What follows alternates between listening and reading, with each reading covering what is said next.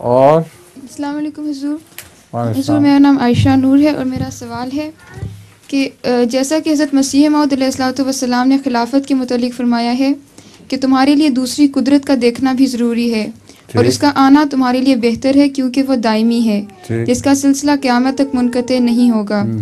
تو حضور کیا ہم اس سے یہ نتیجہ نکال سکتے ہیں کہ حضرت مسیح موعود علیہ الصلوۃ والسلام کے بعد اب کسی اور نبی کے آنے کا امکان نہیں کیونکہ خلافت احمدیہ قیامت تک قائم رہے گی؟ حضرت مسیح موعود علیہ الصلوۃ والسلام نے خود ایک نبی کی پیشگوئی بھی کی ہوئی ہے اور اس کو حضرت عیسیٰ کی قہری تجلی بیان فرمایا ہے.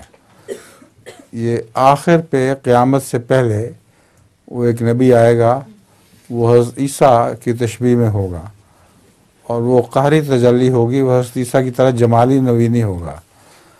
وہ جب ان کو پیغام دے گا کہ مجھے قبول کر لو ورنہ تم سب لوگ تباہ ہو جاؤ گے، تو وہ سارے انکار کر دیں گے.